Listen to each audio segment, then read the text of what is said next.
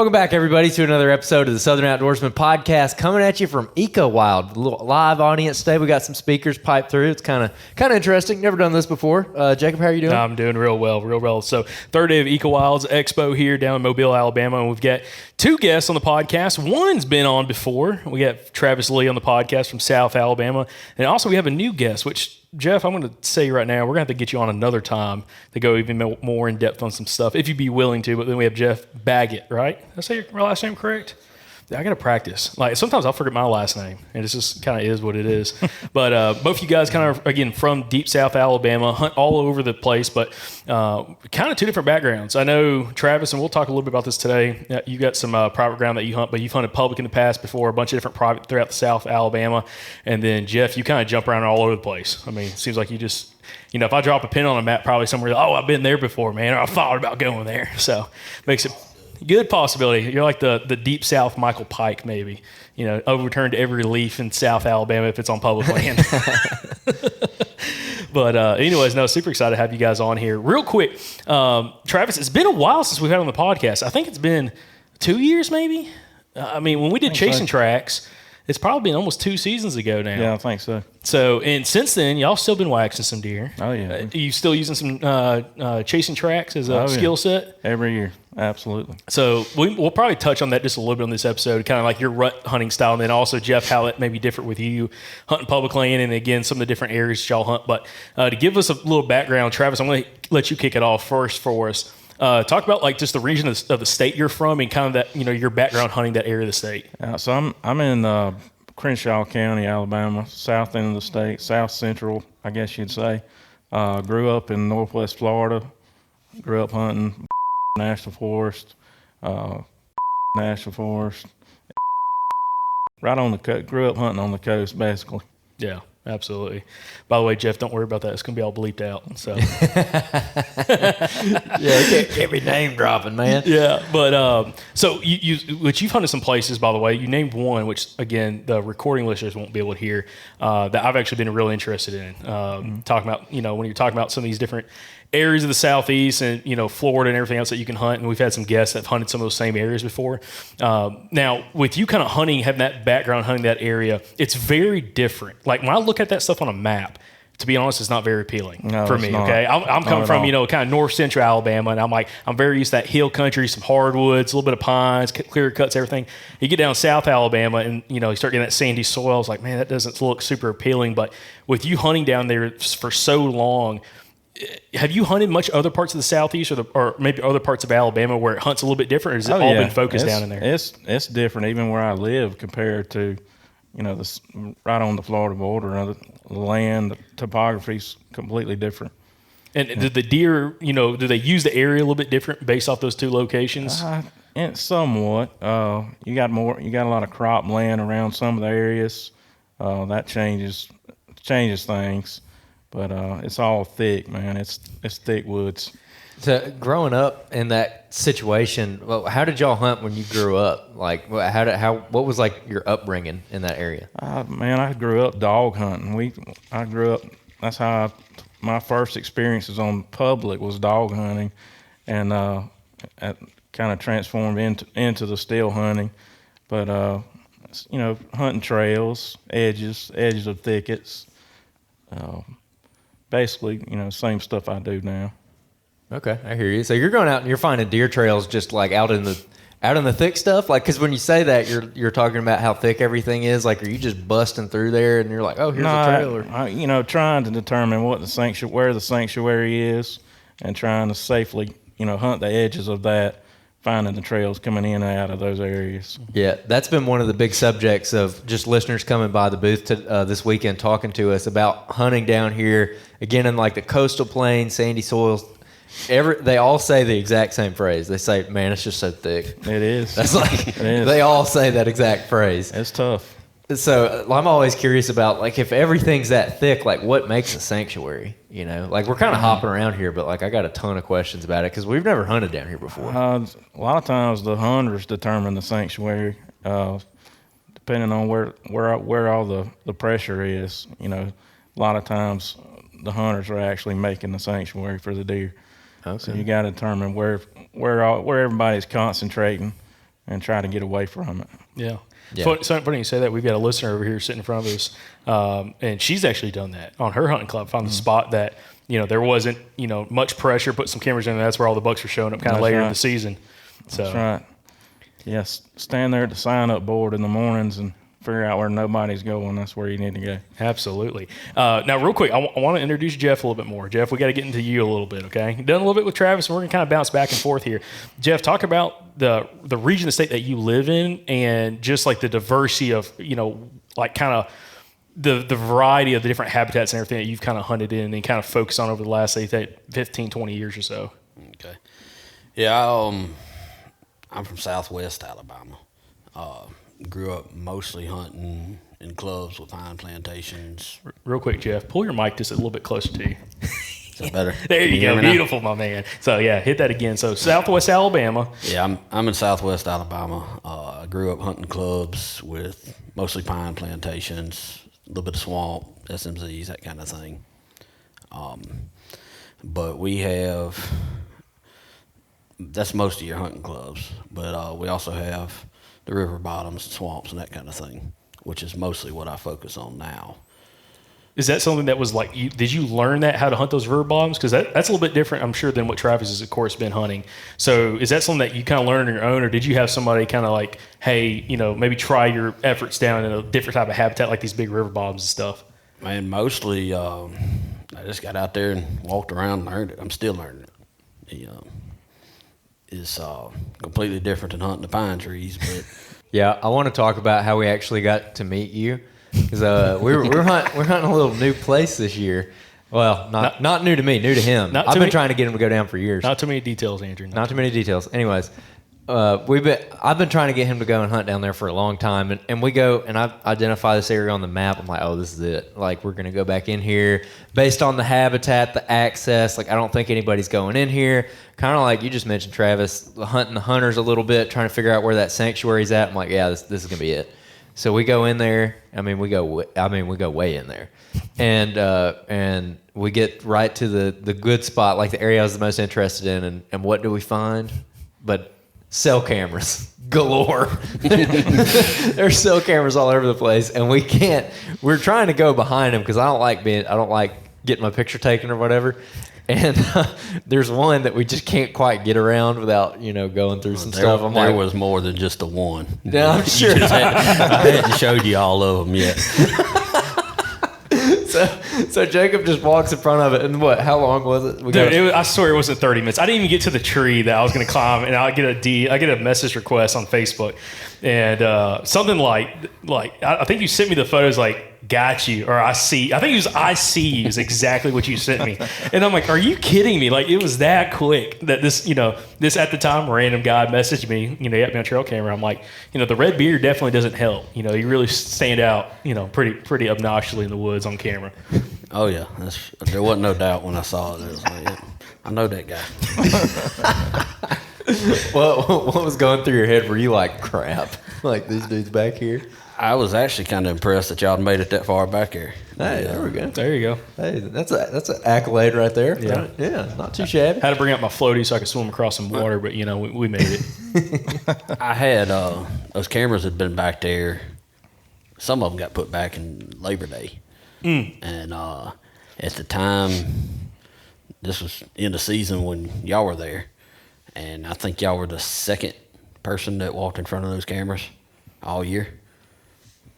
I never even hunted back there this year, but I was tied up somewhere else. Yeah. But I left the cameras back here just to learn from them, and there was a lot to be learned. Well, actually, while we're talking about the whole sanctuary aspect, this is a really good point. And Travis, you may find this interesting because Jeff, you and me were kind of going back and forth while we were there, and you're like, "I'll send you some more photos once you leave."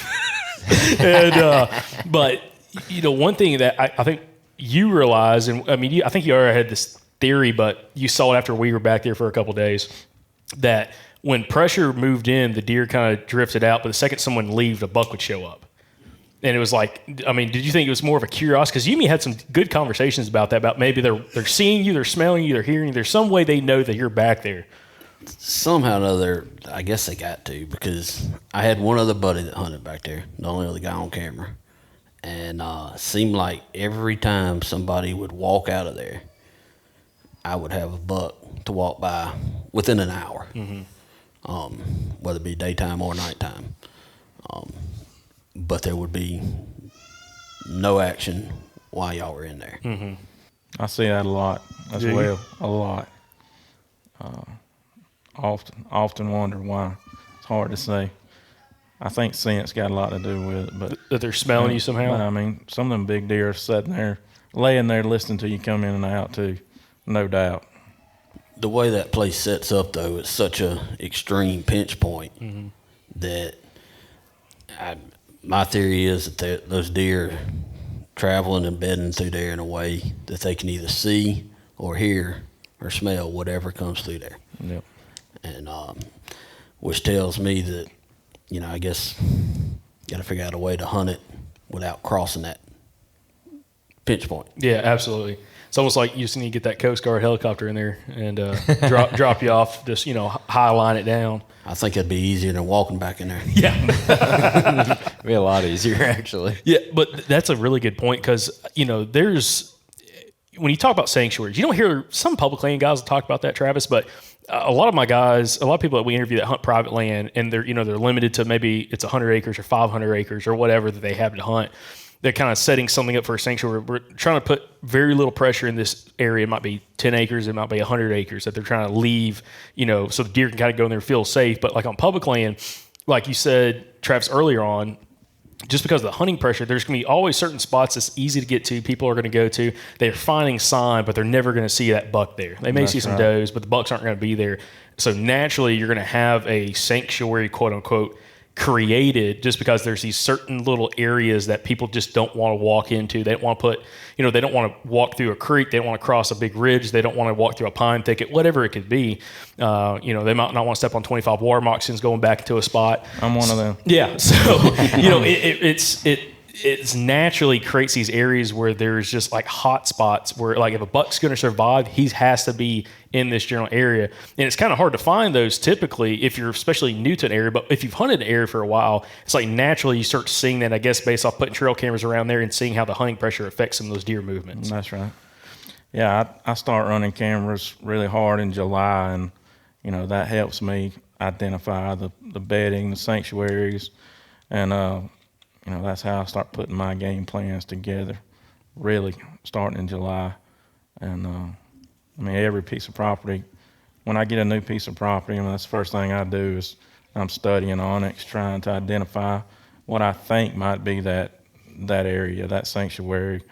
And then I'm surrounding it by cameras, trying not to go in there too strong and bust them out of there.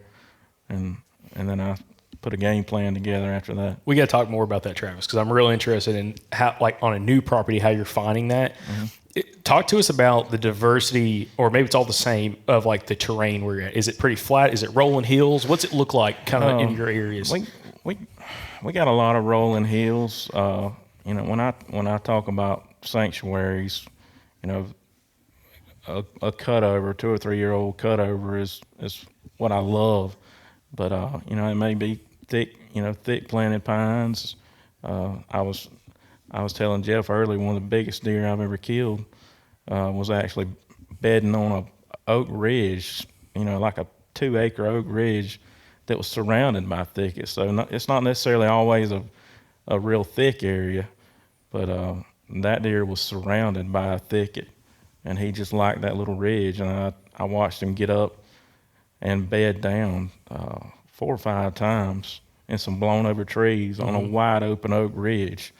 But that just happened to be his spot he felt comfortable in. When you find those areas like that a mature buck's using, do you typically see more big buck sign there or a lack of sign in some of those spots? More, I'd say more. Those areas tend to be pretty tore up with big rubs and scrapes. I pay attention to big rubs probably more than anything. But yeah, when you find those areas, they seem to be tore up pretty good. Speak about big rubs, Jeff. We got to talk about something real I know quick. you know about some big rubs He's because I found them. Yeah, he smiled over, and he was telling me that's not even the biggest rubs either. So Jeff, when we're talking about this sanctuary kind of concept on public land, is that something that you're trying to find as well, based off that hunting pressure where these bucks are kind of sucking back up into? Yeah, I'll spend time riding around the roads, seeing where everybody's hunting, and then look and see on the map, where I think they may be pushing the deer. Mm-hmm. That's either that, or I'll look to an area that has difficult access that most people are not gonna walk through. Yep. I leave a truck a lot of times wearing hip waders, and most people, you can tell them where you're hunting, and they're not gonna go through that. And generally, when you get back there, you can get deer are more comfortable. They're it's almost like you're hunting them in their natural environment. It's like you're actually, when you do see one, he's not all, skittish. Like he's just real comfortable in that location. But let me ask you, and this is for both of you to answer, but Jeff, I want you to answer it first. When you find that area and you get an opportunity to hunt, is it one of those things that you only try to hunt those areas once or twice if you find them? Or do you try to hunt it until you kill the deer? And how do you pay attention to your access getting into spots like that? For me, a lot of times I save those areas for the rut. And then when I go in there to hunt them, I'll hunt them until I quit seeing deer. It's just kind of maybe 2 or 3 days, it may be a week during the rut, and I just watch them the rest of the year. Now, Travis, is there any point that you go into some of those sanctuaries? Yeah, I probably have my best success early season. I mean, that's when we kill a lot of big deer.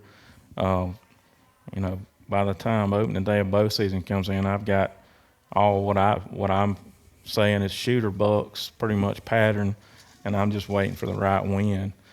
This year, the first big deer I killed, I had to wait like 4 or 5 days when bow season come in to be able to get in there, and then first time in, he was dead at 4:30. So talk to us about that. I want to know, how are you patterning that deer with, trail cameras? What was the setup like, and what did you need in order to try to get an opportunity at him? That deer was living in the city limits, off some crop fields, off some corn and peanut fields. It was one of those obvious deals when you look at a map. I mean, it wasn't hard to figure out where he was living, where he was bedding. And I was hunting out of a climbing stand on top of a big ridge. So, this little ridge wrapped all the way around a crop field. And I was just waiting for a northwest wind to be able to get there and hunt him on a big trail. And then first time in, along with about 11 other rack bucks.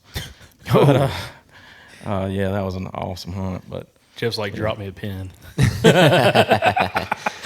That's a cool thing about South Alabama that a lot of people don't realize is there actually is agriculture down here. And you mentioned the peanut fields, and I've always wondered, are the deer just going out and hammering peanuts like how they get in soybeans? Yeah, they graze them. They hit them hard when they first come up, but they'll graze them right on up until they actually make the nuts, and then they'll actually start pawing them up, digging them up. They hammer them, and I'm going to put peanuts right there with beans as far as putting horns, weight, mass on a deer. It's incredible. I'd just as soon hunt the edge of a peanut field as a bean field any day. Interesting. Because I was going to ask about that when you mentioned that early season has kind of been y'all's bread and butter these last couple of years. Mm-hmm. Early season's always kind of a bed to food kind of situation. And, again, down here in South Alabama, everything's so thick. A lot of times the terrain isn't that extreme. You might have, you mentioned rolling hills, but you don't have the extreme terrain changes like we might have in North Alabama, where that hillside is kind of forcing them to do a certain thing. Right. Right. And so I'm curious, have you had similar success in areas where maybe you're not hunting next to a peanut field? Oh yeah. My favorite is the thickets, hunting the edges of the thickets. Finding big rubs on the outer edges of a thicket and being able to put cameras on the big trails coming in and out. I mean, that's how I find a large percentage of my big deer is that way. To me, there's nothing better than sitting on the edge of a thicket, with a good wind. early or late season. I've got to, Travis, I need to ask you, when you're talking about locating these deer and putting cameras out in July, what is, you can find some old signs still, some old RUBS and everything, but, how are you going to go about locating some of these deer, especially in areas, because I know you hunt a lot of private land. I don't know if you run a ton of bait on any of those places, but like outside of that, how do you like to locate deer with trail cameras and then try to build a pattern on them so that you can have success that first week or 2 weeks of bow season when, to be honest, a lot of guys struggle in Alabama because of the conditions. We feed in a lot of areas. Jeff and I hit on one of the, to me, used to be a secret, but the secret's kind of out now, and that's kudzu. That big deer this year was one gross 164. He was pretty much living in kudzu. Everything that surrounded those crop fields was pure kudzu, and I let some deer walk on that place that I cannot wait to see what they are. I actually let a deer walk that was probably mid 130s. It had a drop time that long. And you let him walk? Well, he was obviously a 3-year-old. I mean, the big deer I killed weighed 226 pounds. This deer was one of his buddies staying there with him, and he, maybe 130 pounds. So he really needs 2 more years, but I doubt he'll get the pass this year if he's still alive. And he is. I'm almost positive. But I had to threaten my wife pretty hard on that one. He was bad about showing up during rifle season regular. So he got the pass, luckily. Travis, I can't relate. I'm sorry. Man, my wife. I hope I can get to that point at some point in my life. Dude, we should have got her on here because I catch it pretty hard from her about the deer that we let walk. But she's killing some big ones too. Last 3 or 4 years. No, see, but one thing that's just fascinating about, again, figuring out the food sources and everything in order to try to pattern some of these deer, again, with trail cameras and moving cameras around. Jeff, do you do anything like that? Like, how much do you move cameras? Because you were talking about like the one area where we ran into your cameras per se, that you kind of left those cameras in there. But do you move cameras a whole bunch, or do you like to just find areas and let them soak? It just depends on how the cameras are performing, I guess. If I'm getting good pictures, and I leave them. If not, then I move them just about every time I walk in the woods. I don't generally have a whole lot of time. My busy season at work is the end of summer, so I don't have much time to try to do the early season pattern like a lot of guys do. Plus, you got areas either based on history where you need to leave cameras there all year, or areas like you guys talked about that it's so hard to get to. You want to have a camera there to be able to see what's going on all year. Yeah, Andrew pulled a couple of those cameras we talked about a few weeks ago on the podcast. Some cameras that were way back on some public. Man, I got 2 cameras out right now that I'm not looking forward to going and getting. Like it's gonna be a death march, especially now that it's warm outside. I waited till May, and it's not gonna be fun going to get them. But yeah, that's really interesting, man. In the thicket areas too, just kind of staying on the early season subject for a little bit longer. Would you say that, are you still trying to identify like a food source down here, even if you're like not around like a kudzu patch or a peanut field or something like that? Like, might that just be like white oaks or water oaks or something else? We got quite a few white oaks. I'd say water oaks would be number 1 where we're at. Even if they aren't dropping yet, those bucks are still staging in those areas and around the edges of those areas. So you can still get in there and put cameras out and get some good pictures early season. But it's really not hard to I think we make it too complicated sometimes. It's really not hard if you're smart about it. The pattern of, a good buck even down here, early season. As long as you're smart about it, you don't go in there with a bad wind and and do stupid things, you have a good opportunity to kill them. What's your biggest tips for someone who hasn't been doing this in the past and they want to figure out how to pattern a deer for early season? And, we'll talk about from maybe the aspect, again, kind of talking private land here. Maybe they can run bait, maybe they can't run bait, but what would you recommend for figuring out camera placement on a property, just based off of your experience? Just start out studying maps. If it's private, obviously if you can feed, start feeding mid to late July and get a good inventory of what's there. Determine if there's a deer you want to target.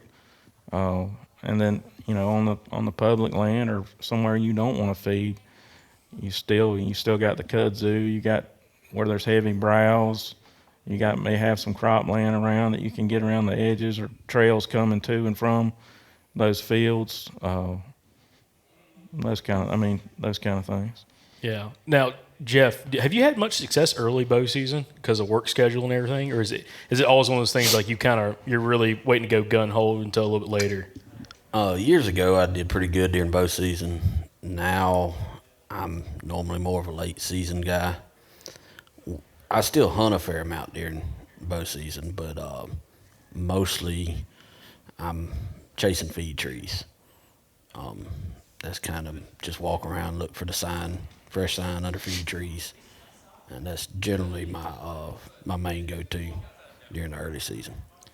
It's funny, my hunting has kind of evolved. I used to do all my damage late season, in the rut, but the last 4 or 5 years, you don't really realize it till you really sit back and start reliving hunts and looking at pictures.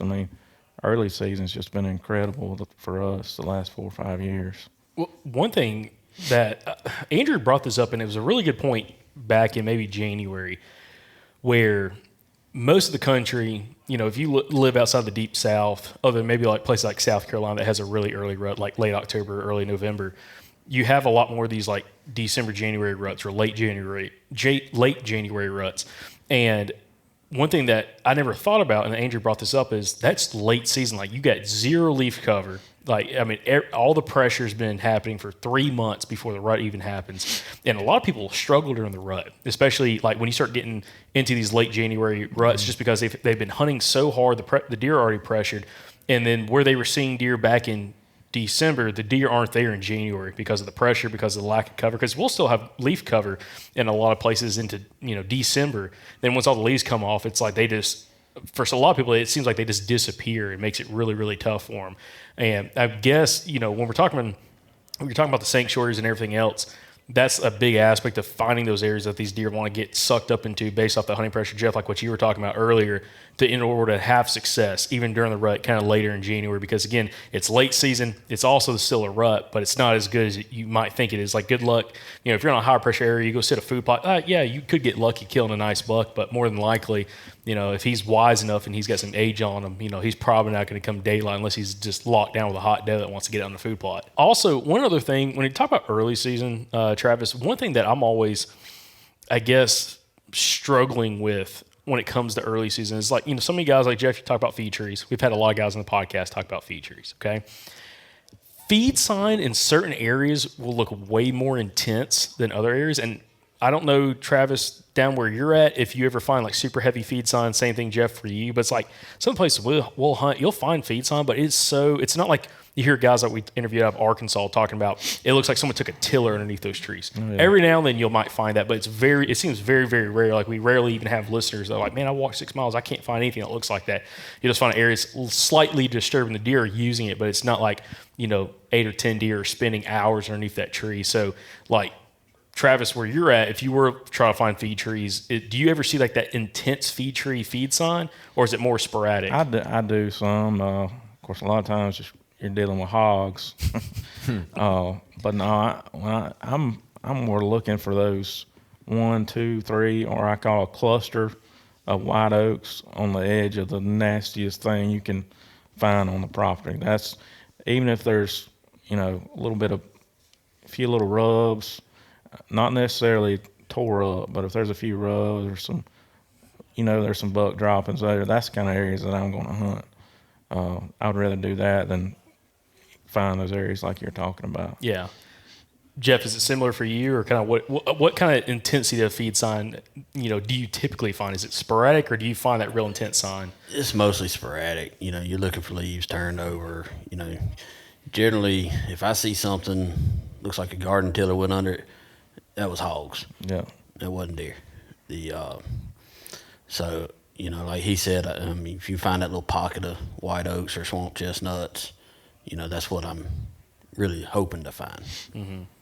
Yeah, that's one thing I was actually curious about. I wanted to follow up on was, we'll talk to guys who hunt those individual feed trees where they're going and finding one oak that's dropping that the deer are just feeding under really hard.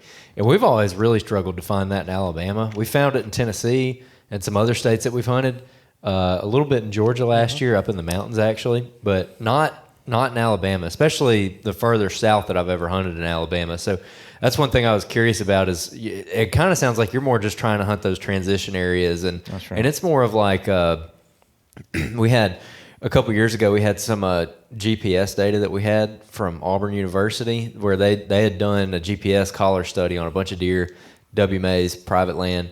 And we were going through looking at it, and these deer, bucks specifically, they would be bedding up in a pine thicket, and they would go down to hardwood SMZ, a little bottom with some oaks in it, like every night. That's every night I'm talking about. But they wouldn't go to like the same spot in the bottom. Like they might be 100 yards up this night, and then they're way over here this night. But they're in the same general area, and they're still taking the same general travel routes. But it's not like they're going to a tree. They're going to a bottom. And so you're trying to find where they're staging up between those two things. Right. And those SMZs, that run through those thick pines or cutovers, a lot of them all through our area. I mean, every 100 yards or 50 yards or maybe even further, you're going to have that long white oak. And you've already got the SMZ, which is a natural travel route that bucks love. That's the kind of areas I like to set up on or run cameras on. Mm-hmm. Yeah, I've given the example before on the podcast, but like there was this one buck that he went to the same bottom 27 nights in a row. 27 nights in a row. I mean, back and forth, back. I'm like, this deer is asking for it. But it's on a club where, most of those guys are probably either not hunting in that part of the year, like not hunting bow season, or if they are, they're probably hunting corn feeder on a food plot. That's right. Right? And then that buck's, he might end up there eventually, but it's going to be probably like 1 a.m., and that was actually another thing I wanted to get into with both of you guys is down here, and I've been talking to some listeners about this weekend, where someone will get a picture of a buck at, let's say, 1 o'clock in the morning, and you just kind of assume that he's coming from like way off, a mile away or something like that. But that's not necessarily always the case, especially with how thick it is. They might be like right there, and they just don't come out in that area until 1 o'clock in the morning. What's been your experience with that? I'm one of those people that the myth that these bucks travel miles and miles and during the rut, yeah, they will travel, a few miles, but most of the big deer that I hunt don't. Anywhere in South Alabama, the doe densities are so high, a buck doesn't have to. I mean, he can stay in a 300-acre core area. I mean, a 300-yard area, and have all the does that he needs. So I've just found that most of the big deer in our area just don't travel far at all. Cell cameras, man, have changed things so much that you can pattern the deer pretty easy. Jeff, I saw you kind of smirking when I said that. I think a lot of that depends on the terrain and the habitat for that area. You're right. If I'm hunting piney woods, then no, I don't think the deer are moving very far. They've got everything they need: browse, cover, food, and water.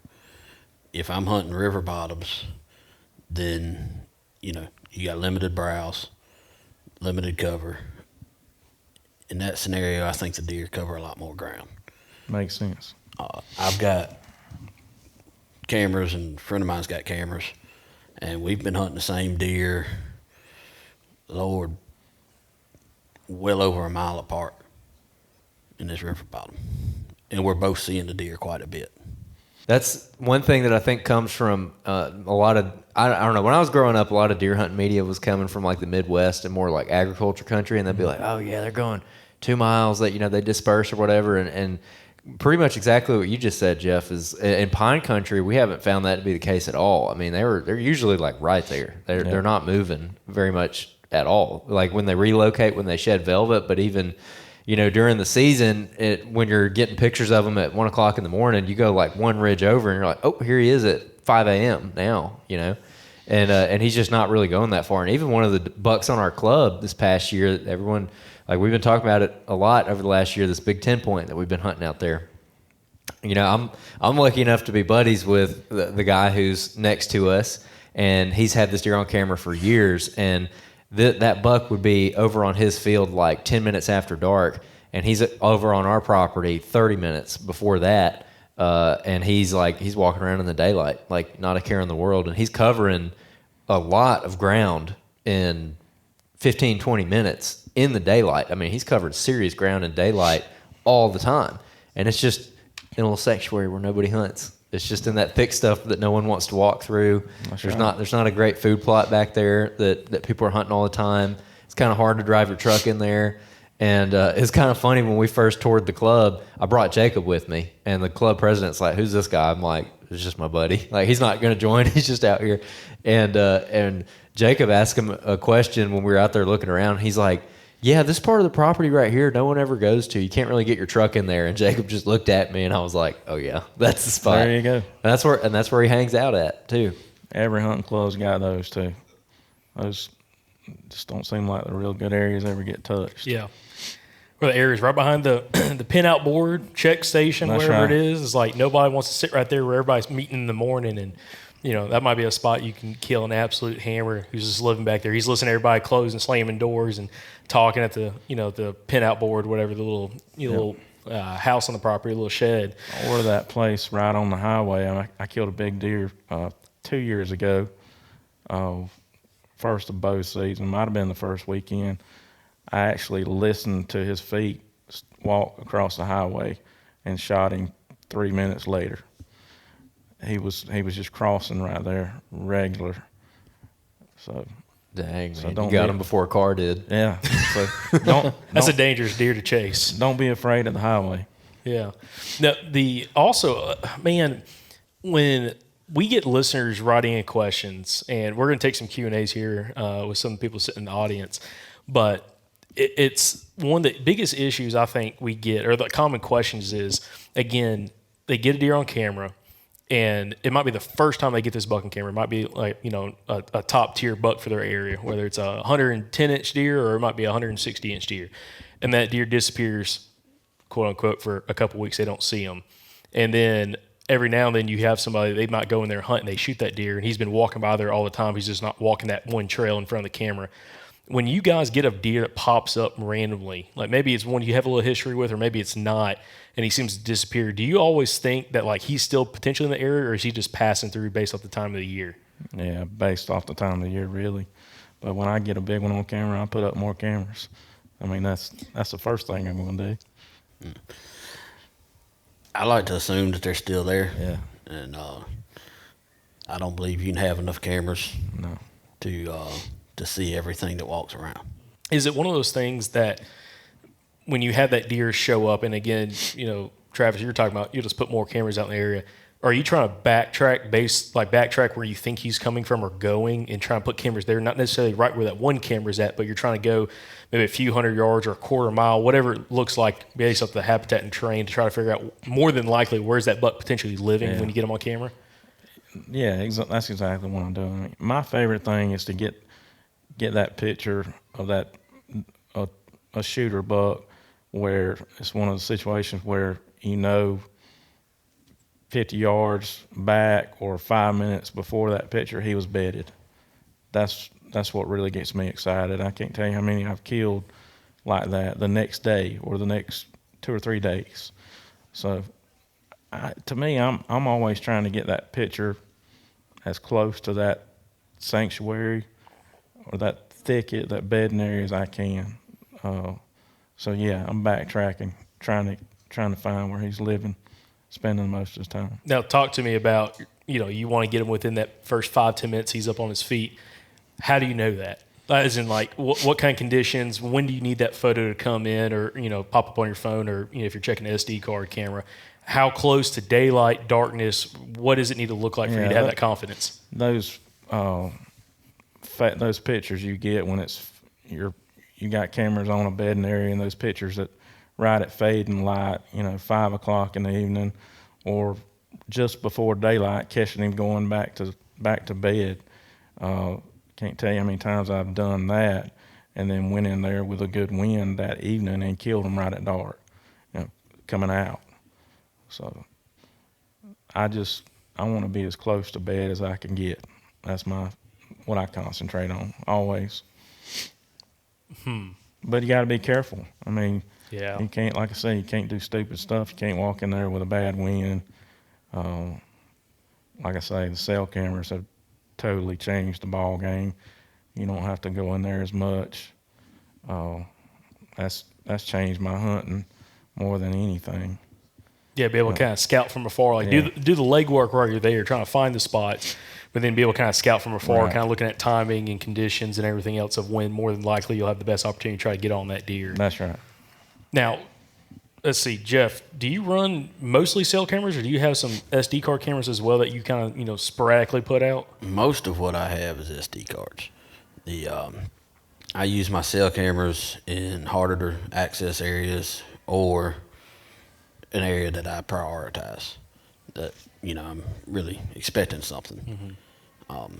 That way I know to call into work and skip out of work for a day or two. That's right. Now, earlier we were talking about some big sign, okay? And Travis, you talked about you really like big rubs. Yeah. Jeff, what's your thoughts on big rubs? I love them. I'm gonna throw generally a cell camera up on a big rub. And if I can find one in a pinch point or a travel corridor, that's the areas I like to focus on. You're gonna have on these big post rubs, you're gonna have so many bucks coming through there that sooner or later you're gonna find something you like. Well, and see, I've never run cameras on like a big signpost rub, as some people would call it, where you can tell it's been, historical rub. Deer have hit it for years, okay, worn down. And I know one of the cameras we walked by, you had us on camera. It's one of those spots that had a couple of those signpost rubs there, and it's like you seem to have tons of deer bucks coming through there, and not necessarily they're not rubbing the tree. They're just kind of coming through, checking that little spot, and keep moving. And it kind of changed my perspective how to maybe try to implement that as well. When you find, that one real big rub, just put a camera on and see how deer are using it. Because another podcast guest of ours, which by the time this episode comes out, his episode's already been out for a little bit.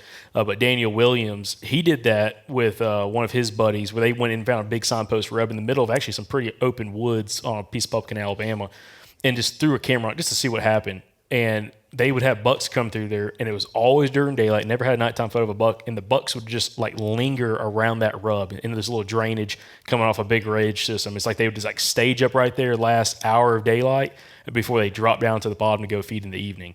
And it's like, if you walk through there, it's like you weren't finding tracks, you weren't finding trails coming through there. It was just that one specific rub coming off that main ridge, and these handful of bucks would just center around it. They'd spend time around it. They'd fight around it before they drop down the bottom. So, and a lot of times on those big rubs like that, most of my photos are nighttime, but it gives me an idea of what's in the area. Seems to be about the best way I've found to get a good inventory of what's around, and then figure out if you want to spend more time in there. Better than scrapes? I have better success on rubs than I do scrapes. Way better. Oh, okay. Hold on. Okay. Well, we're about 40 minutes. Like Andrew, you said this yesterday. About 40 minutes to the podcast is typically when someone says something that kind of, gets us down a rabbit hole. So y'all have more success, both of y'all, getting inventory of bucks on big rubs than scrapes. Yeah, absolutely. I do. I mean, I don't pay a lot of attention to scrapes anymore, to be honest with you. I like to see big scrapes, but it's rare. Yeah, it makes you know they're. It's rare that I spend a whole lot of time hunting on them. Yeah, me either. Okay. If I'm hunting over a scrape, there's another reason besides the scrape that I'm there usually. Andrew, you just burst your bubble a little bit, Mr. Scrape Guy? Yeah, no, I mean, it kind of makes me wonder about some rubs that maybe I've overlooked in the past, because I've found them, And I haven't like ran cameras on them. The only time I've ever like ran a camera on a big signpost rub is there was a community scrape right there, and I put a camera on that scrape, and all the bucks were rubbing that rub that was like 15 yards behind it, and I could barely see what they were. But every once in a while, a buck would work the scrape, but I had more bucks on that rub back there. And I'm kind of slow, so I didn't like pick up on it as much. They told you where they were at. You That's just didn't right. listen. That's right. Yeah, no, that's interesting. We're gonna have to go deeper on that. When I find big rubs big as your leg, trees tore up, little trees twisted off at the ground, that's what gets me excited. Now, does it have to be do you when you look at that tree, does it have to have multiple years of rubs on it? No. Or it can just be, because you'll find, especially in North Alabama, you'll find beech trees that are like big old beech trees, Bigger 10 as my inches around. thighs. Yeah, Yeah. bigger, and Jacob's got big old thighs. And it'll be rubbed up, and it'll just be like tine marks up and down it, you know, where like you can tell he's just rubbing this giant tree. I have more success picture-wise and hunting on fresh rubs, trees that hadn't been hit before. Can't explain that, but it seems to, I seem to have better success. New rubs. Now, big rubs, I want y'all to identify what a big rub is for each of you. So, like, Travis, how big in diameter would you say, like, a rub that would catch your attention more so than another one? 4 to 8 inch trees. Okay. So about, a little bit bigger, forearm size or a little bit bigger than your forearm. Yeah. Okay, what about you, Jeff? I'm looking probably 6-inch plus. A lot of sweet gum trees, some cedar. But I like the ones that they've been hitting for several years. I differ from him on that I just seem to have better success on historic rubs. This is, I guess, historical deer patterns and movements to those areas, which, I mean, I can see success from both of them. It's like one, historically deer coming through at some point of the season and they're rubbing. And then, Travis, you're trying to find where they're at right now. They're laying down that big sign and then hopefully maybe get a pattern on them quick and then be able to go kill them quick, right? Right. Okay. I think part of that with me is I can find that historical rub during the summertime, and I can go ahead and hang a camera on it. Yep. I know it may not do me any good till middle of December, January, but the camera's already there. And versus having to go search for fresh sign in January. That's a really good point. And it kind of goes back to, when the rut comes in some of these places, because like Travis, on some of your properties, like when are you finding some of those big rubs being made, like month-wise? Probably mid-December, early to mid-December, when I start really seeing it. Is there a window of time when they start popping up that, like, if you're going to have success, it's probably going to be within a certain window of time of you putting a camera out or trying to pattern a deer there? Or would that pattern still work into the rut? Yeah, I would say it still worked right on into the rut. Okay. Interesting. Man. All right, this got my wheels turning a little bit. That's a really good point, actually, about being able to find that during the summer and go ahead and hang a camera on it. I didn't think about that, man. That's pretty slick. We know a couple spots that's got something like that. Yeah, no, I've already got like 2 or 3 off the top of my head where I'm like, Let me ask. You can't sneak in there to hang a camera without me knowing it. yeah, I'm just going to put my camera right below your camera.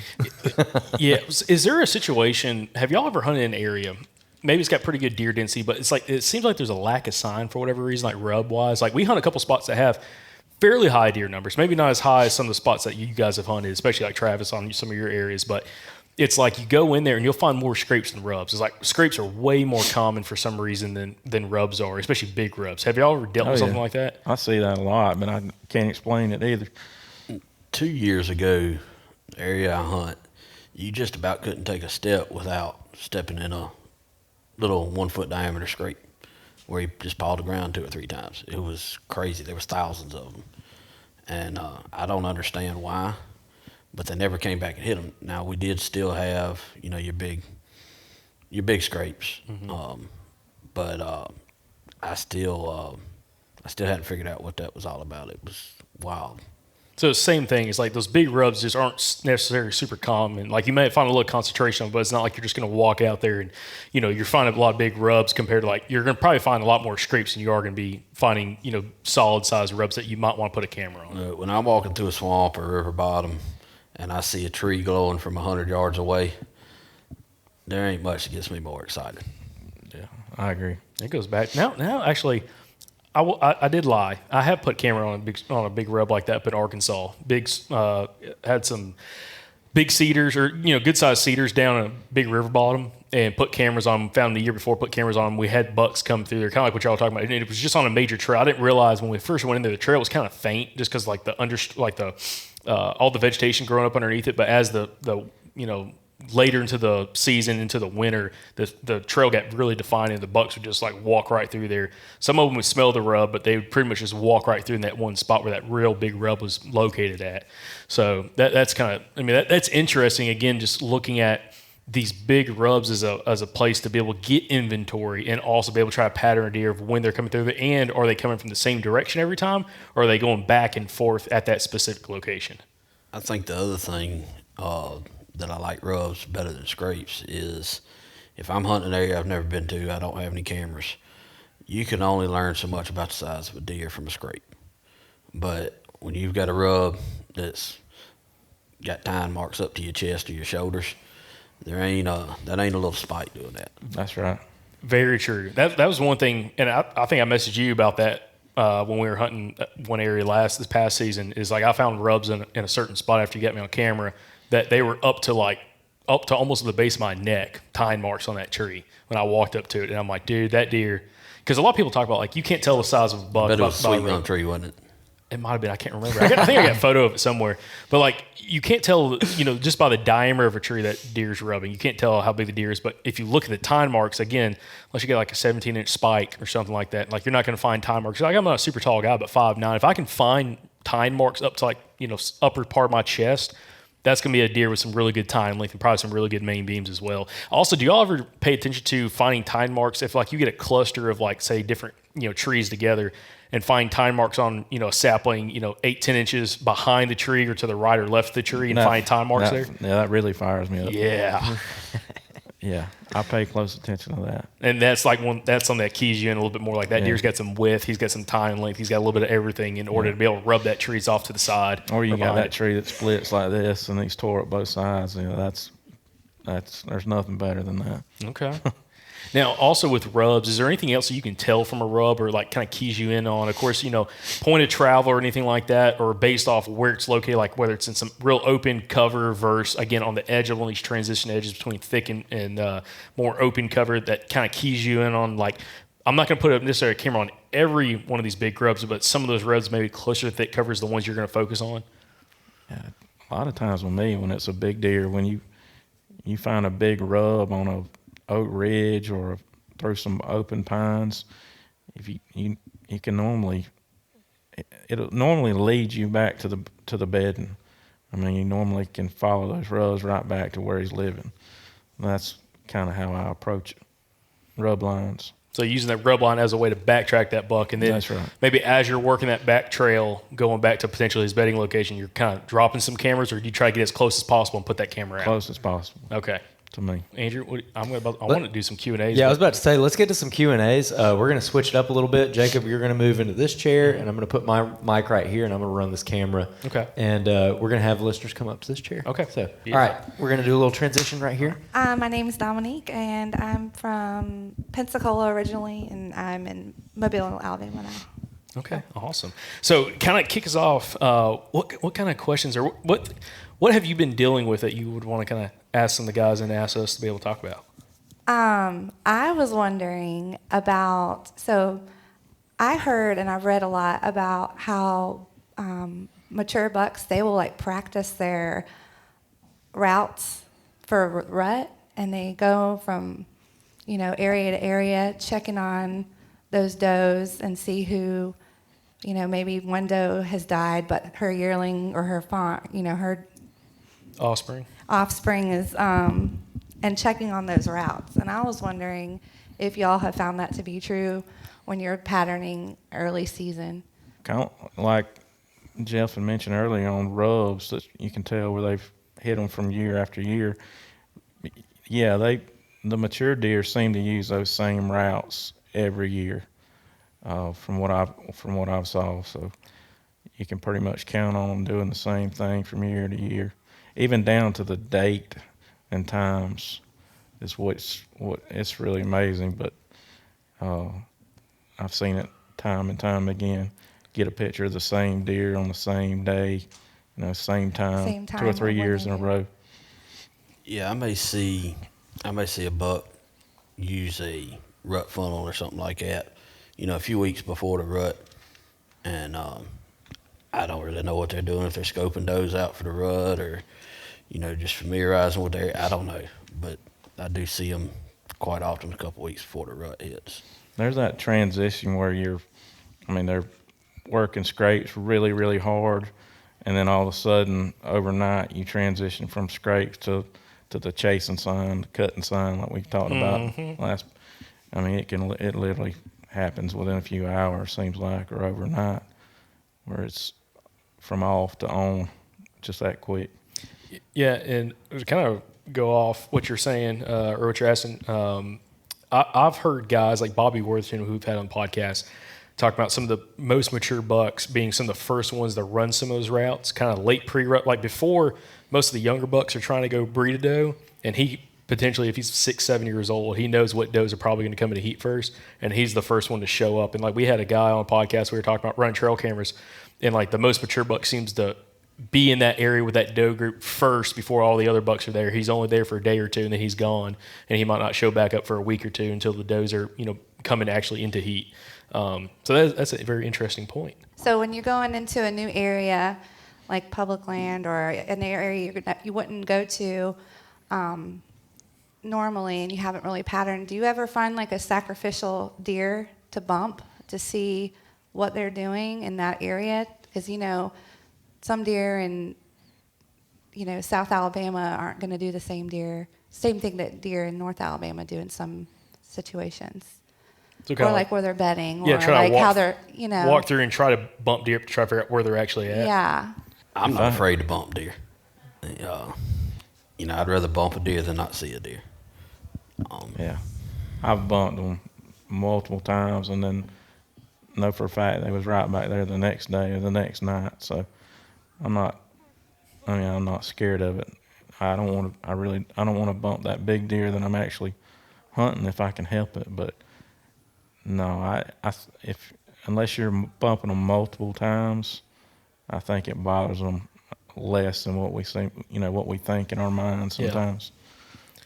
And that's like we've talked about on the podcast too. It's almost like, especially if you're new to an area, if you can go in there and just walk it, and like if you're not jumping deer and you're finding sign, well, you're not where they're bedding at. That's right. Because like most deer aren't just going to let you walk right by. You might have a mature buck do it, but like you jump some does, like you should be jumping something if you're going through and around some good cover on that transition edge with them bedding close to it. So that's something I always recommend people do, especially if you're new to a property like Andrew's Hunting Club, or a new piece of public land that you're getting access to, or again, just a new property that you have access to. Just walk, especially kind of early season, kind of figure out where they're at. And then even like getting close to the rut, if it seems like you're hunting places and you're not seeing deer, well, get down and start walking until you start jumping. I'm like, okay, well now they're, for some reason in this kind of pine thicket, pull up your map, pull up Onyx, like, okay, what looks similar to where I'm jumping this deer in this general area within a mile of me if the property's that big. You'd be like, well, I just jumped them on a little high spot in a 5-year-old pine clear cut on the edge of a clear cut. Well, where's there something else that looks similar to that? If there's nothing else that looks like that, well, then I know for sure they're probably in this area. But there's something else that looks like that. That's an area you can almost go in, like we talked about earlier, going in blind and hunt and sit around that location trying to find deer coming out of those locations. Thank you. Awesome. I have one more, I think. Okay. The red light on the cameras and mature deer. Do y'all have any problem? Like, I have so many pictures of larger rack bucks leaving, and then I don't see them again. Or the pic and video, so you don't see anything in the pic, but then on the video, you see a nice rack, and the red light spooked them, and they don't come back again.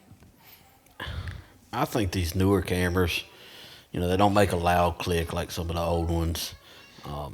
Most of them are no flash now. I don't think it really bothers them. I can't tell that it's affected any of the deer I hunt. Okay. I'll be a little bit different. I've seen on big scrapes where like a deer's spending a lot of time at a scrape, and you have that camera where it's on the ground or up in the tree, and he's sitting there for 5 minutes working a scrape. I have saw that too. At some point when if you have it on video mode, now photo mode doesn't seem to be an issue. We're just a quick like that, because all of our cell cameras for the most part have like a slight red flash.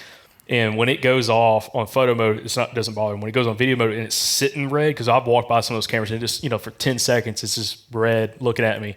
And I think the deer can see it pretty easily. And it's just one of those things that, like, maybe they get accustomed to it, but we've had some bucks come in, they start stomping, looking at that tree, looking at that camera. The camera's 9 foot up the tree, but it's only because it's an area they're spending time. If you had it like on a trail or something that they're not just focusing on for a long period of time, if they're just walking through the area, I don't think it's as big of a deal. But again, most of those deer showed back up on camera. It just was a little bit later, and after a while, they just got used to it. I think it'd be more of an issue is like you get that to happen, and then like every week you're going in there checking that camera, and then now he's like smelling you in there, and he's seeing that camera, and he's like, well, I don't like that because I'm smelling this every few days. It makes it potentially maybe a bigger issue for him. But yeah, I've heard the same thing. Again, a lot of guys like it's not that big of a deal. I've actually never turned the camera on video mode ever. Okay. I should, but I just never have. I've got a buddy that runs all of his on video, and he can't even tell you how many cameras he's got. We're probably talking 30 to 50 cameras. Yeah. And he runs them all on 30-second video. And this past season, after season was over, he was looking at videos, still going through cards that he had pulled the second week of January, and finding deer that he should have been hunting, but he did not have the time to go through 10,000 videos. Yeah. So that's the reason I don't. There's benefits to it. A lot of times you may get a doe run through in a buck's trailer where you don't get it on a regular photo, but I guess it's just a matter of what kind of time you have to invest in. I stay up half the night as it is watching cameras, so I don't think I can handle videos. Yeah, no doubt. Yeah, it is challenging when you're talking about like Jeff, like going through all the videos, because it might be at the end of that 10 or especially 30-second clip. Dude, that's a long time. You have to sit there through each clip, because something like that doe could have run through and set the camera off, but it didn't get the doe on camera. That happens to some of our cameras. And then you're sitting there, and maybe at the last second of that 10-second clip or 20-second clip, you just see like part of a rat come into frame. And like if you don't sit there through the whole thing, you can miss it super easy.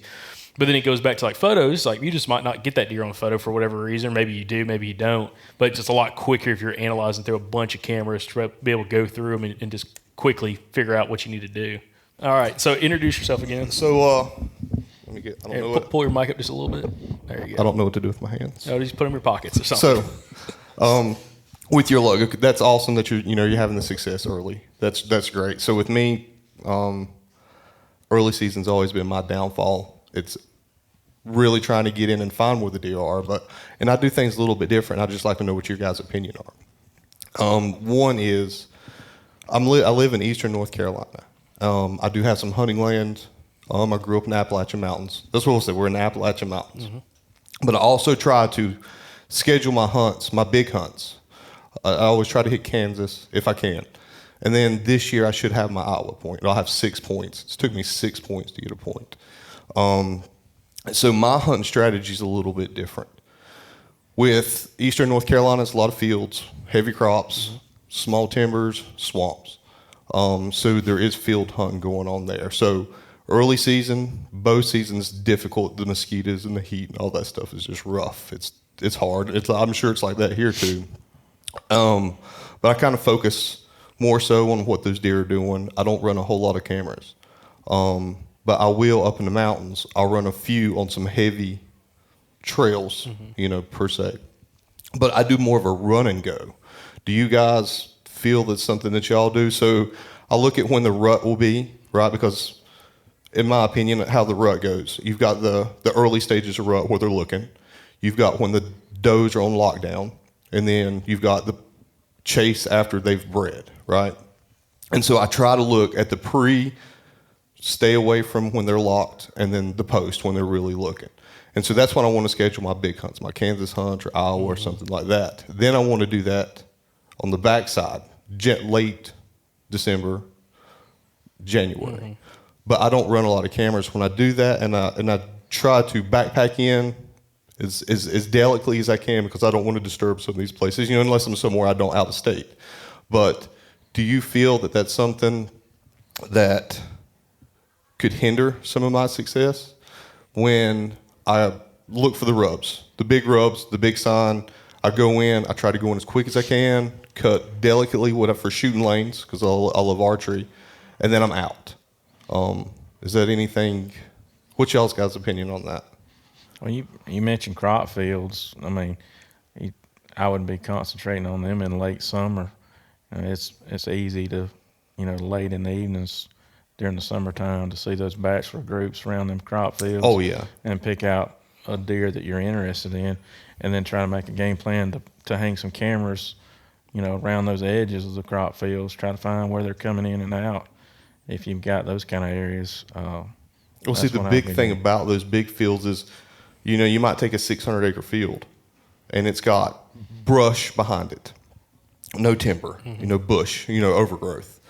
But you can see the whole field from one area, and then you just play in the wind. You might have your northwest, southeast wind stands, and play the winds. So that's why I don't really run a lot of cameras on that. I mean, I run a few. Well, so part of it, so are you talking about when you're going on these kind of out-of-state trips where you're chasing the rut, you're kind of doing like what guys talk about, like mobile hunting, like you're carrying that's what a I stand do. or a saddle or something like that, and you're hanging in and you're leaving. Yep.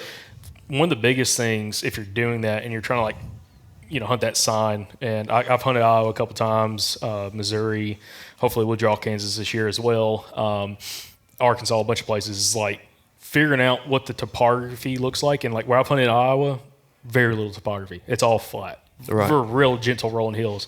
And like the best funnels was where you have trees and the pinch points. The pinch points around water, around trees, CRP fields pinching down to like little ag fields. That's right. Having to sit on the ground because you can't get in a tree. Because there's no trees to get into the trees. They're crooked. Yeah. 4 inches in diameter.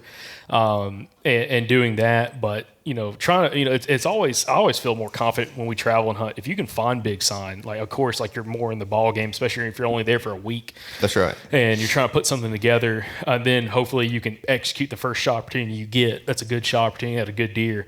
But also one thing that's bitten us in the butt in the past is when you jump around so much, like if you find an area like Iowa, for example, I'll give Iowa's example for me. We found 2 areas in our unit that like we were consistently finding big bucks. We did not go look at any other places. We stayed in those spots and kept moving around until we got the right timing and were able to kill some deer. And the same thing, that's like our plan going to Kansas, is like not necessarily looking at 7 different pieces of public. Maybe go pre-scout something, but then hone like all your efforts into one area so you're not jumping around, because I always feel like I'm less successful if I'm going from one piece of public and I'm driving 20 miles away to a different piece of public. And I've maybe only been there once or twice, and you're just trying to get lucky at that point instead of building off the experience. And then you can do that without trail cameras just by being in the woods and just finding the sign, figuring out where you're jumping deer at, and then also where you're actually seeing the sign lay down based off also where the hunting pressure is at. Well, see, that kind of leads into my second deal. Is etiquette, proper etiquette. Public land hunting. Just your guy. All right, so you look at you do your homework, you got your maps, right? If you look at Topo Maps or you pull up on Onyx Hunter or whatever, right?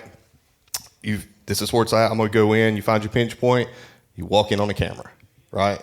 And then there's a camera on the backside, there's band on the front. They got the east, the west winds, whatever. Mm-hmm. Do you leave that property? No. No?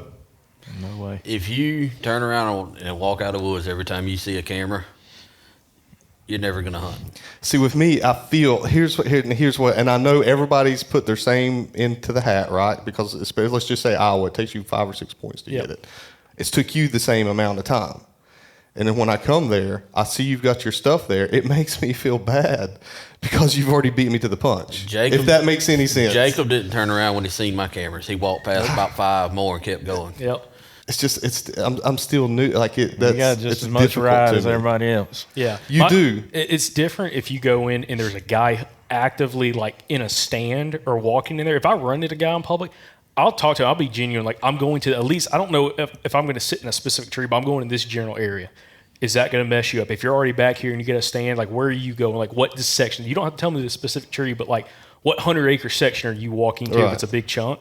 And, if they're going to a spot that I was planning on going to and they beat me there, you have it, dude, I'll bounce to a different spot, or I'll go, quarter mile one direction or the other. But like if it's cameras in there, not like you're going to find cameras everywhere. You are, but also with this, all right. I mean, you talk about Iowa and Kansas, right? So here's the river. We've got a CRP over here, but it's just open crops on this side, right? So we know here's our pinch point, but it comes down to here. Yeah, this is 60 yards across in this ravine. So that's the good place to hang your stand at. If that's probably where you're going to already find. You're going to find stands there too. Correct. There is a stand there. And I feel that if I go in and I see that stand and somebody's got there, and necessarily not, but nobody's there. But if I see it there, I back out. So my thought is, if you go in there and it looks like someone's been hunting it to the point where if it's in Alabama, there's thermocell pads on the ground, there's wrappers, there's water bottles on the stand. I'm probably not going to hunt within 100 yards of that stand. But if I can move where I can't see that stand, I'm getting upwind of where that stand is, or specifically downwind of that stand, right? Where a deer is probably going to be circling, because that deer knows, especially if it's a ladder stand, like guys been sitting at that ladder stand for 6-7 years. Or again, if you're talking Kansas or Iowa specifically, right? Just go sit on the ground. Like, don't worry about getting a tree, because if you have all these little wood plots, that's our plan when we go to Kansas, and we got some guys that hunt out in Kansas a bunch. And they're like, if you try to go get a tree, you're going to have competition. If you go sitting on the ground, like in a turkey chair or something, with your bow, you ain't going to see nobody, and you're going to have those deer come by you. And that's what both those deer I've killed in Iowa are late season muzzler. And like, I take my stand and stuff with me. I never climbed a tree, just because if you climbed a tree, it would limit where you could shoot, and they weren't running the timber. They were in that CRP. You are limited with your trees. Yeah, so it's like, just get on the ground and brush yourself in and get ready to shoot. But yeah, it's like, if that stand on the flip side, it's been there, the ratchet strap's grown into the tree, specifically ladder stand or lock on. Right. And you can't tell nobody's hunting there. Like, I'm not climbing the tree. I'm not going to get in his stand, because I don't trust the stand, first off. That's a good way to fall off a tree stand. Second off, I may hunt that general area as long as there's not like super fresh sign of somebody. But if someone's been hunting there a ton, I'm not going to sit in that same little spot. I'm going to kind of get to one side or the other of it if the deer seem to still be using it. So you'd still hunt the area. Yeah. That's where I wanted to hunt. Nice of a guy. Yeah, man, I wish everybody on my primary WMA had your mentality, because, man, I got a shed full of old tree stands. I could hang them out, and man, I could section off 2,000 acres of it just for me. Just keep people. That's right. Well, that's right. I mean, a lot of times, when you pull into an area and there's somebody sitting in a truck at 4:00 in the morning, man, go introduce yourself, talk to them. I've got a very good friend now that I met, I think a couple of years ago. I had actually missed a Big 10 point the day before, and way back across the swamp. And I pulled in there the next morning to go in there, and there was a guy parked there. I got out and I said, "Hey man," I said, "Whereabouts you heading?" And he said, "You must be hunting that Big 10 point." I was like, "Why would you tell me that? You don't even know me." Right. But and we worked together until somebody else killed a deer. That happens, yeah. But now we're good friends, and we work together all over the place. And most of these guys out there are good guys. You're going to run into some that are not. That's right, and there's a few that ain't. Yeah. Well, see, and like when I've hunted Iowa, I've ran into guys out there, and now they're kind of buddies. Like, I talked to, there's a group of 3 of them, and both the 2 years I've gone and drawn Iowa and been able to hunt Iowa, I've ran into them both times. I keep texting all the time, just like, "Hey man, how's everything going on the yards?" Keep in touch, yeah. Keep in touch. But like, they were genuinely nice. And the funny thing is, when they learned I was from Alabama, they're like, "Dude, you got pigs down there? You got hogs?" Yeah. Dude, what is it going to take for us to come down there and pig hunt with you? I'm like, "That's really, like, you get excited about pigs?" You got land in Iowa, I'll bring you down here, take you offshore fishing and pig hunting. Right. And hey, by the way, you'd be surprised how many people would take you up on that, probably. Like, for sure. For sure. These guys were like, "Dude, I got some private, we can swap some hunts around. You got around some private land for up some there, pigs." you get in touch with me. Yeah. Just go ahead and put that out there right now. But yeah, it's again, most guys, I've only had a handful of situations where I ran into someone that just was a genuinely not nice of a person, right? To put it politely. And it's just one of those things that, like, if you run into somebody, just, again, be nice, be respectful, especially if you're a non-resident hunting a state. And you can tell the dude's a resident hunting there. Right. Like, "Hey, dude, I ain't trying to creep on your toes, but this is kind of the area I was trying to hunt in." And kind of like just saying, what area of this public are you trying to get back into? Especially if it's a parking area or something where it just opens up to a bunch of public. But it kind of also goes back to, like, trying to find those areas that a little off the beaten path where there's not a designated parking area, if you have to pull over on the side of a main road or a side of a dirt road and there's no like designated walk-in access from that point, but it's public, focus on that as well. You'll get away from a little bit more people because a lot of people want to go to the end of a dirt road or wherever there's a parking area, That's right. gravel parking lot, and they want to walk down whatever that logging trail is, and that's where everybody else is going to be too. What I've learned is most people, not everybody, but most people will respect where you're hunting if you give them the opportunity. Mm-hmm. I'm not going to come into an area that you've been hunting if I know you've been hunting there. But after I've walked in there and scouted it and found it, and then you tell me you're hunting it, well, it's different, right? You should have you should have told me yesterday before I walked in there, because now I done walked 10 miles, and I'm not backing out at that point. Well, and see, I love the elk hunt. That's one of my I love elk archery. I mean, that's my drug of choice. The problem is that some of the states you go to, and especially once they see out of state, right? And I get it, I do, because they definitely want to hold and keep their herds and what they've got, and then seeing somebody come from out of town is it's still difficult to see people do that. But those people can get hardcore when it comes to elk hunting and being on even private. I mean, not private, obviously private, but public land. I mean, they hold that as if that's their own personal property. Let me ask you, you said you live in North Carolina, right? I do, yeah. Do y'all have front tags on your vehicles out there, or is it just a rear tag? Rear tag. Okay, I want to tell you something I do in every state I go hunting. I never pull into a spot. I always back in. They ain't going to see where I'm from unless they walk behind my truck. That's true. Yeah. And you start doing that. Put an ice chest on the hitch hauler. Yeah, absolutely. There's a cheap cheap cooler. If someone steals it, I don't really care. It's a $20 cooler from Walmart. Yeah. But like you back into every spot. You don't pull in. You back in, so someone has to walk behind your truck to see what your tag is. And no matter where I hunt, that's what I do. If it's public or private, or not private, but if it's public land, I'm out of state, I never just whip into a spot. I always back in so someone can't see my tags. That's a good idea. Yeah, and because what it does is there is a public land, like a public land hunter. If I'm in Alabama, and I see a dude from Tennessee, like I'm turkey hunting down here. It's not real big for deer hunting, but turkey hunting, got a lot of guys coming from all over the country. Turkey hunting Alabama. Right. And they'll whip into a spot. I'm like, guys from Texas, this guy's from Tennessee, this guy's from Virginia, this guy's from North Carolina, whatever. And I'm like, dude, if you back into a spot, if I think it's a local, I'm like, okay, like it's a different outlook. Like I'm not gonna mess with anybody's vehicle, but if I see it's a local or I think it's a local, just because I can't tell his tag, he's just parked there, it's like I have a different perspective than if it's a non-resident. I'm like, dang, what the heck is this guy doing in here? And then like even if you walk out and you meet one of those guys, you start talking. Like when I was in Iowa, I did that in Iowa, and a guy came out. He's like, man, you have any luck? I'm like, nah, man. He's like, man, you live up here? And I'm like, no, can you not tell by my accent? I'm like, it's not super thick, but I got an accent. He's like, yeah, where are you from? I'm like, Alabama. He's like, I didn't even notice. And I saw your truck parked there because you couldn't see my tag. Right. And I walked out. And it was just, made an open conversation. But yeah, that's something I always do no matter where I hunt at. I gotcha.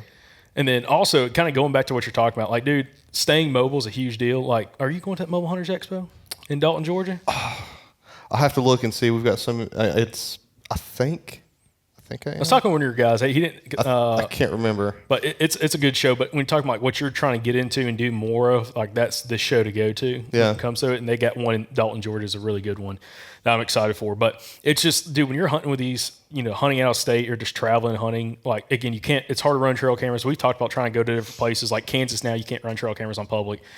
But Arizona, they took it out too, I think. Yeah, and it's it makes it where like trail cameras just like kind of going to the wayside in some public. Like it wouldn't surprise me in the next few years you see more and more states east saying no trail cameras on public land. Right. But it kind of just goes back to the sign reading, find the big sign, and setting up, and again doing observation sits if you can. Right. I tell you what I've learned the most. I've been hunting North Missouri for years.